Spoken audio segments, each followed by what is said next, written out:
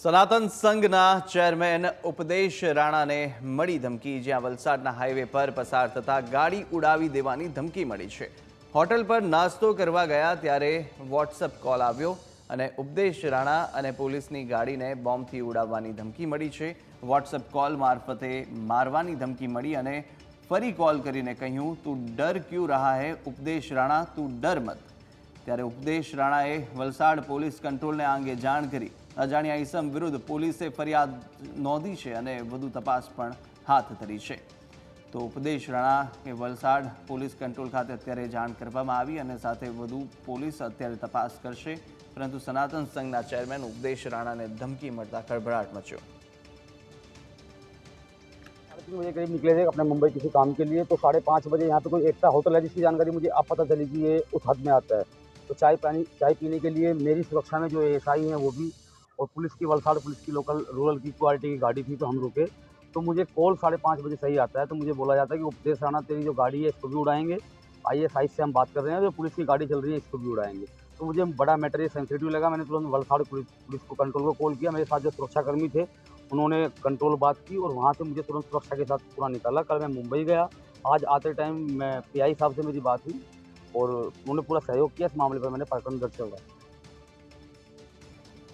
तो आ तरफ उपदेश राणाने અત્યારે ધમકી મળી છે। મહત્વનું છે કે સનાતન સંઘના ચેરમેન છે ઉપદેશ રાણા કે જેમને વલસાડના હાઈવે પર પસાર થતા ગાડી ઉડાવી દેવાની ધમકી ભર્યો વોટ્સએપ કોલ આવ્યો હતો અને જો કે આ અંગે તેમણે પોલીસને પણ જાણ કરી છે। પોલીસ દ્વારા ફરિયાદ પણ અજાણ્યા શખ્સ વિરુદ્ધ નોંધવામાં આવી છે અને વધુ તપાસ પણ હાથ ધરવામાં આવી છે। પરંતુ આ રીતે ધમકીભર્યા કોલને કારણે અત્યારે હોબાળો મચ્યો છે। મહત્વનું છે હોટલ પર તેઓ નાસ્તો કરવા માટે પહોંચ્યા હતા અને તે દરમિયાન જ તેમને વોટ્સએપ પર કોલ આવ્યો હતો।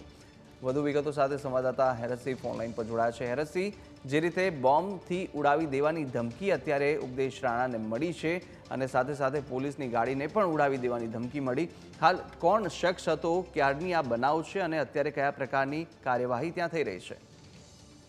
જે કુશાગ્ર આપને જણાવી દઉં તો વલસાડ જિલ્લાની આ ઘટના છે। સનાતન સંઘના જે ચેરમેન છે ઉપદેશ રાણા, તેમને ધમકી મળી છે। વલસાડના હાઈવે પરથી તેઓ મુંબઈ જવા માટે પસાર થઈ રહ્યા હતા।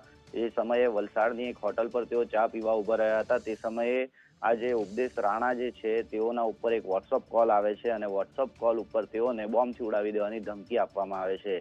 જોકે ઘટનાની ગંભીરતા જોતાની સાથે તેઓની સાથે જે સુરક્ષા કર્મીઓ છે તેઓને ઉપદેશ રાણાએ જાણ કરી હતી અને તેઓના સુરક્ષા કર્મીઓ જે છે તેમણે વલસાડ જિલ્લા કંટ્રોલ રૂમ છે જેને જાણ કરી હતી અને ઘટનાની ગંભીરતા જોતા જ વલસાડ રૂરલ પોલીસ સ્ટેશન ખાતે ઉપદેશ રાણાને આવીને ફરિયાદ નોંધાવી છે કે તેઓને એક વોટ્સઅપ કોલ આવ્યો હતો અને એ વોટ્સઅપ કોલના અંદર તેઓને અને તેઓના સુરક્ષા કર્મીઓ એટલે કે એમની સાથે જે પોલીસની ગાડી છે તેને બોમ્બથી ઉડાવી દેવાની ધમકી મળી છે। પરંતુ આ સમગ્ર ઘટનામાં આજે એમને વોટ્સઅપ પર જે કોલ આવ્યો છે એ કોલ અજાણ્યા નંબર ઉપરથી આવ્યો છે અને તેના અંદર ઉપદેશ રાણા જે છે એ જણાવી રહ્યા છે કે તેઓને ISIS પરથી આ ધમકી મળી છે અને ISIએ તેઓને ધમકી આપી છે કે તેઓને અને તેઓની સાથે જે સુરક્ષા કર્મીઓ છે પોલીસની ગાડી છે તેઓને બોમ્બથી ઉડાવી દેવાની ધમકી મળી છે। બોમ્બથી ઉડાવી દેવાની ધમકીને લઈને તરત જ વલસાડ રૂરલ પોલીસ ઉપદેશ રાણા આવી પહોંચ્યા હતા અને તેઓએ આ જે અજાણ્યા નંબર છે તેના વિરુદ્ધમાં ફરિયાદ દાખલ કરાવી છે અને